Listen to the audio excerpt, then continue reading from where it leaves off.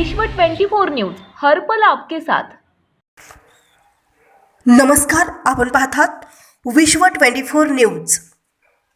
विश्व हिंदू परिषद अंतर्गत बजरंग दल आणि कळवा द्वारा गीता जयंती सोय संचलन दिनांक 19 डिसेंबर रोजी संध्याकाळी 4 वाजता भगवती मैदान, विष्णुनगर, नौपाडा, ठाणे येथून भव्य संचलन जाहीर सभा संध्याकाळी 6 वाजता श्रीराम व्यायामशाळा, गडकरी रंगायतन, तलावपाळी, ठाणे येथे ठेवण्यात आली होती।